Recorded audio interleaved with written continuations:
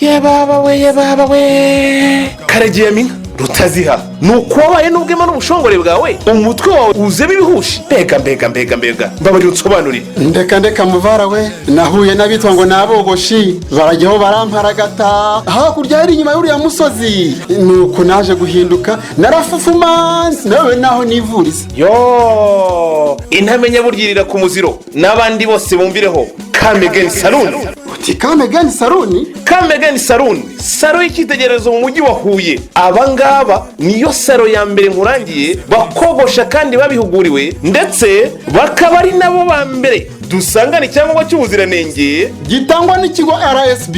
Kamegeni Salon Limited twogosha modeli zose ku giciro utasanga handi, dushobora no kugusanga iwawe tukakogosha bya kinyamwuga. Akarusho kandi twabafungura ishami ryogosha abanyeshuri mu bigo bya segonderi. Ndangira muri Kamegeni Salon nagende bankoraho pe. Kamegeni Salon Limited turayisanga mu karere ka Huye mu mujyi rwagati mu nyubako yo kwa Misago ahateganye n'isoko ry'ingenzi. Icyapa cyacu kiriranga kuri wowe ushaka gukoresha reservation duhamagara utazuyaje kuri 0785 56 11 cyangwa 0783 11 90 niwumva Kamegeni Salon Limited jya wumva ibanga ry'ubwiza.